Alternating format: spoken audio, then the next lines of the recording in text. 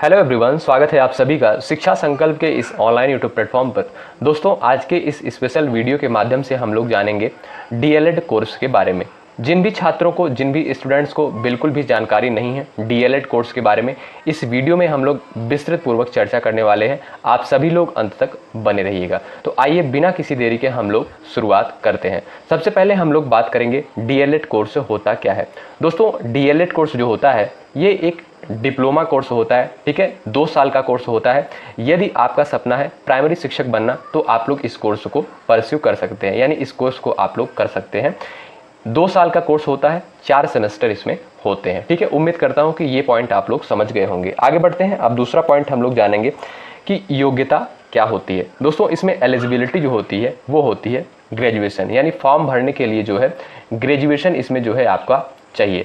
और यदि आप जनरल तथा ओबीसी कैटेगरी से बिलोंग करते हैं तो आपका जो परसेंटेज होना चाहिए वो 50% आपका ग्रेजुएशन में होना चाहिए।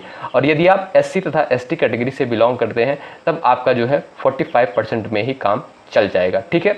आगे बढ़ते हैं। अब आयु सीमा के बारे में हम लोग जानते हैं कि आयु सीमा क्या होती है, ठीक है। दोस्तों, इसमें जो आयु सीमा होती है वो होती है 18 से 35 वर्ष, ठीक है। 18 से 35 वर्ष इसकी आयु सीमा होती है।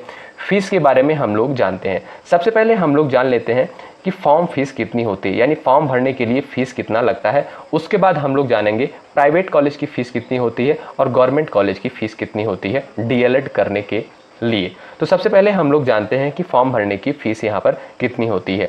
दोस्तों, याद रखेंगे यदि आप जनरल तथा ओबीसी कैटेगरी से जो है बिलोंग कर रहे हैं तब आपका जो फीस लगेगा फॉर्म भरने का वो लगेगा 700 रुपये।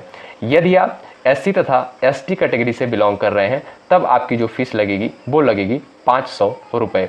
यदि आप पीएच कैटेगरी से बिलोंग करते हैं तब आपकी जो फीस लगेगी वो लगेगी 200 रुपये, ठीक है। उम्मीद करता हूं कि ये सारी चीज़ें आप लोग बहुत ही आसानी से समझ गए होंगे। अगर और भी कोई डाउट होता है आप लोग कमेंट बॉक्स में ज़रूर बताइएगा। अब आइए आगे हम लोग डिस्कस करते हैं। एक बार फिर से हम लोग जान लेते हैं कि प्राइवेट कॉलेज और गवर्नमेंट कॉलेज की जो है फीस कितनी होती है।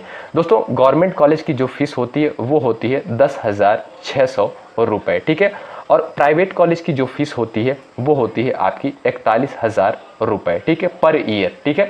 10,600 रुपये सरकारी कॉलेज की फीस होती है जिसे डाइट कॉलेज भी बोलते हैं, ठीक है, डीएलएड में।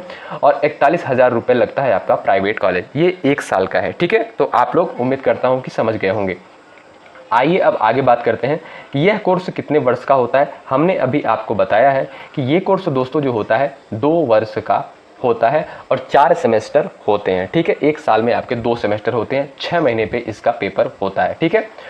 चलिए अब आगे हम लोग जानते हैं एडमिशन प्रोसेस के बारे में। दोस्तों, इसमें एडमिशन जो होता है इसमें कोई एंट्रेंस एग्जाम नहीं कंडक्ट करवाया जाता है। इसमें कोई एंट्रेंस एग्जाम नहीं होता है। इसका फॉर्म आता है, ठीक है, एडमिशन फॉर्म आता है, उसको अप्लाई किया जाता है। उसके बाद इसमें मेरिट बनती है, ठीक है। अब मेरिट इसमें कैसे बनती है, high school plus inter plus BA, ठीक है।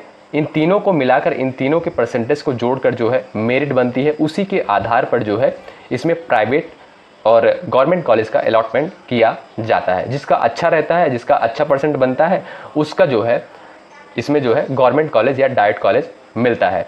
यदि आपको इसके बारे में भी जानकारी चाहिए तो आप लोग कमेंट बॉक्स में बताइएगा कि मेरिट कैसे बनती है। इस पर भी एक वीडियो आपको जो है प्रोवाइड की जाएगी।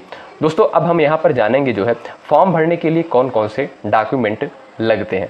दोस्तों, यहाँ पर जो आपका डॉक्यूमेंट लगता है फॉर्म भरने के लिए वो लगती है 10th की मार्कशीट, उसके बाद 12th की मार्कशीट लगती है, ग्रेजुएशन की जो है यहाँ पर मार्कशीट लगती है, यानी हाई स्कूल, इंटर और ग्रेजुएशन की, इन तीनों डिग्रियों की जो है मार्कशीट लगेगी। उसके बाद दोस्तों आधार कार्ड लगेगा, उसका नंबर जो होता है। उसके बाद दोस्तों पासपोर्ट साइज जो है फ़ोटो लगती है और उसके बाद आपका सिग्नेचर लगता है। तो ये सारी चीज़ें जो है एडमिशन प्रोसेस में लगती हैं। तो उम्मीद करता हूँ कि आप लोग ये सारी चीज़ें जो है बहुत ही आसानी से समझ गए होंगे। अगर और भी कोई डाउट होता है डीएलएड कोर्स के बारे में तो आप लोग कमेंट करके हमसे पूछ सकते हैं, हम आपको ज़रूर